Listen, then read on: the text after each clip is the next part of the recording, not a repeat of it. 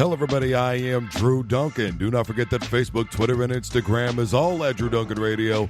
Additionally, you can find me on YouTube and Patreon by looking for Drew Duncan Radio. And do not forget that I am wherever you are listening to podcasts. Simply tell your device to play Drew Duncan on Spreaker, iHeartRadio, Google Podcasts, Apple Podcasts, Deezer. I am wherever you are listening to podcasts. Well, the NCAA is striking yet again. And the word around the league is simply this. According to a report from Yahoo Sports, the ACC and Big 12 nearly spent $1 million to prevent athletes from profiting from their own likeness. As a matter of fact, according to Yahoo Sports, the NCAA conferences gave over $1 million specifically to lobbyists, and that the NCAA themselves spent $690,000 in 2019 on in-house and outside lobbyists, and that was coming per the Associated Press, and it's the most that it's spent since the year 2014. Specifically, the ACC gave around $210,000 to, quote, influence legislation and legislation and regulatory proposals affecting intercollegiate athletics. The Big 12 gave 9 times that, what it usually does in what is 2 quarters, to lobbyist Kenny Holshoff. Yahoo Sports continues to quote the Associated Press, paid him less than $5,000 per quarter before giving $90,000 in the last 2 quarters, which, by the way, is $990,000 combined to keep athletes from making money. Representative Mark Walker recently said, "There's no question the NCAA has been effective in lobbying for its own goals." And as a matter of fact, he went on and say specifically, quote, "The NCAA is already in a position of power. Otherwise, you would have seen progress. There's been little to nothing done in this arena. And had the student athlete had proper representation on the federal level, we'd be much further down the path than we are." What the bottom line to all this is and what it really means is, you may recall that the state of California passed a law that allows students to now make money off of their likeness, their image, their jerseys, their numbers, all those things, right? And a lot of this all really began to stem, as we all know, from the O'Bannon case, right? Because it was O'Bannon who won that case, and as a result, we saw the stoppage of NCAA basketball and football games because obviously the money that was going to be paid out was something that they didn't want to do. By the way, Senator Chris Murphy of California said this specifically: "The NCAA is a wheel-headed organization, and college athletes, not by accident, don't have the kind of organizational power or influence that the NCAA does." He went on to say, "You have to be more insidious in soliciting the opinion of athletes than you do the NCAA." And I have been saying that for how long? You had Bobby Knight going bananas on the sideline, kicking chairs, headbutting players, choking players, kicking basketballs, throwing stuff. And then you had Marcus Smart point at a fan and jaw with him a little bit, and all of a sudden he gets this bad rap.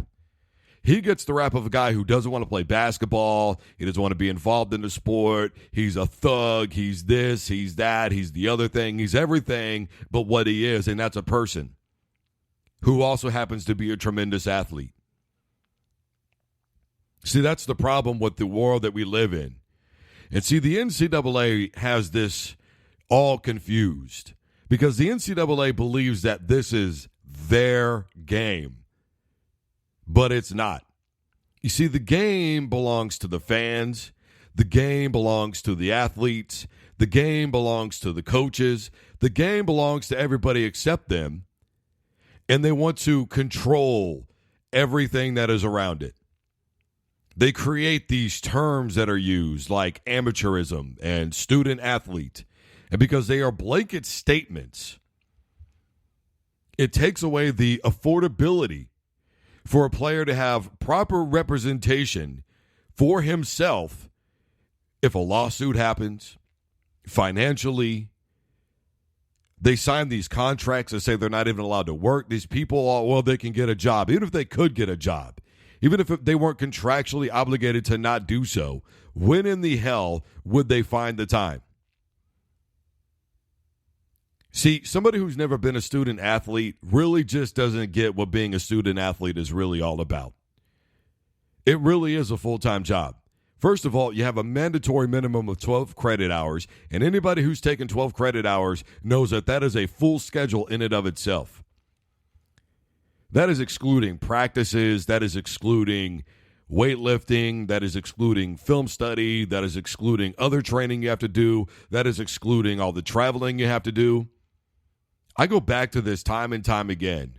Wasn't it Michigan last year that played a 15-game, right, in a 22-day span? 15 games in a 22-day span. That's egregious. And do you think that the university was more concerned with their grades while those guys were on the road and going here and going there and then coming back? And you think they were really worried about them being in class? No. They were worried about beating Michigan State. They were worried about the fact that I think they won, 10 of those games, if I remember correctly? And then on top of that, you've got a coach that's not even allowed to be around his kids because of, certain obligations that the NCAA hands down to coaches. And they say things like, oh, no. You're not going to be around your kids during this time, and you've got this amount of time with them, and you have this. I mean, come on. It gets to a point where it's ridiculous. Now, I understand that you don't want coaches texting players and things like that while they're in class. But I tell you what I would want. I would want my coach walking around school making sure that everybody is in class. And regardless of that, I mean, because, come on, if it's such a big deal, why are we worried about those things? See, money is the ultimate bottom line. Let's just cut through the bullshit. It's all about money, isn't it? The students want more money, the coaches want more money, and the NCAA wants more money for themselves. They don't want to break anybody off a piece of that pie because it's their game, it's their money. And that's the way that it's looked at. I'm not going to share an endorsement with Coca-Cola with you. I'm not going to share an endorsement from Nike with you. I'm not going to share an endorsement from Adidas with you. There's no way in hell. I'm not giving that up. Why would a coach give that up? I mean, these coaches get $200,000, $300,000, $400,000, $500,000 to put these kids in Nike and Adidas and whatever else gear that's out there.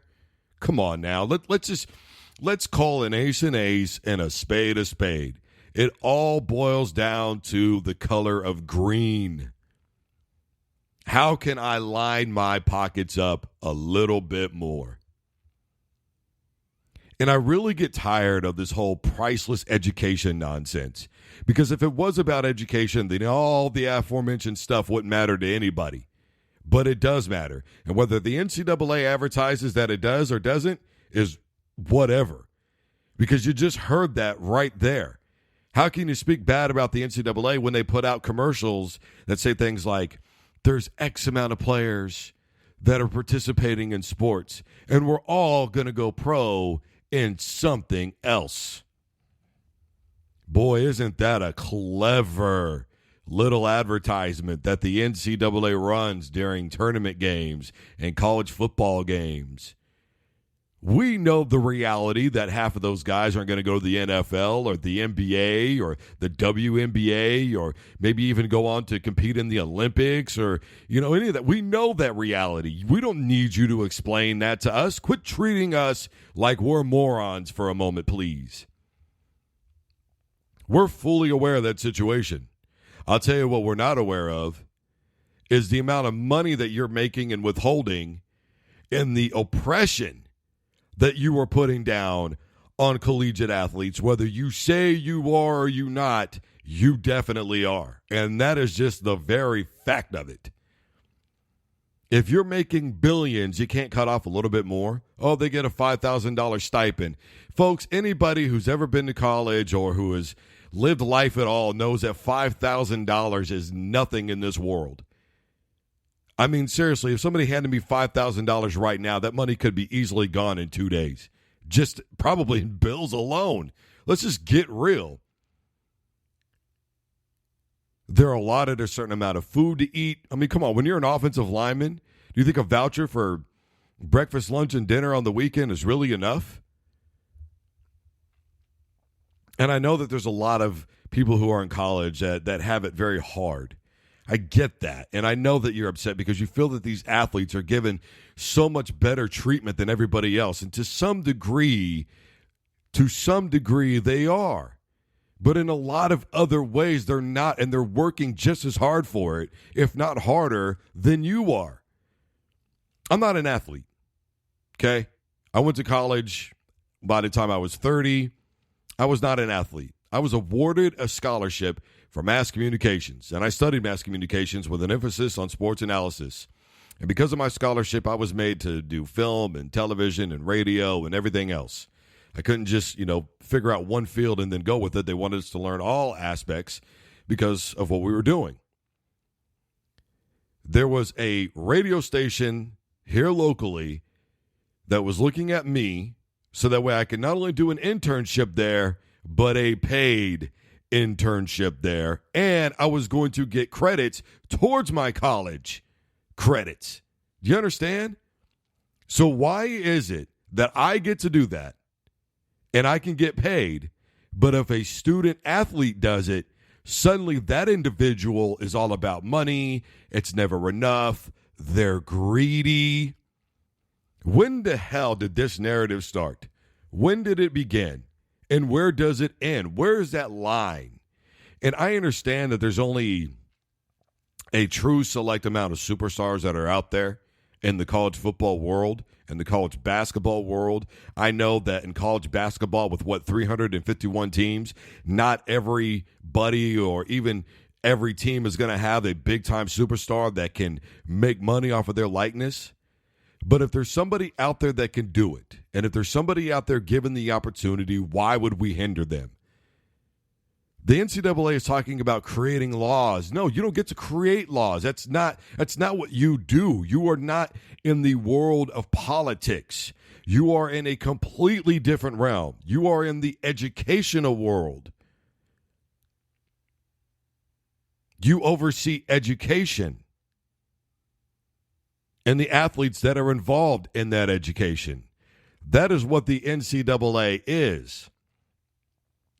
The National Collegiate Association of Athletics, or Athletic Association. Get the hell out of here. Just stop it. Just really stop. It's time we give these kids an opportunity to make their own mark while they have the popularity, because they can apply it towards other things. I can start up a business. I can already fund myself for certain things, like getting myself a new car, getting myself better books for school, getting myself more food so I can eat, getting myself a plane, whatever it is. There's just no reason. Guys, I am Drew Duncan. Facebook, Twitter, and Instagram is all at Drew Duncan Radio. You can find me on YouTube and Patreon by looking for Drew Duncan Radio. Do not forget that I am wherever you are listening to podcasts. Simply tell your device to play Drew Duncan on iHeartRadio, Google Podcasts, Spreaker, Spotify. I am wherever you are listening to podcasts. And as always, don't you dare touch that dial.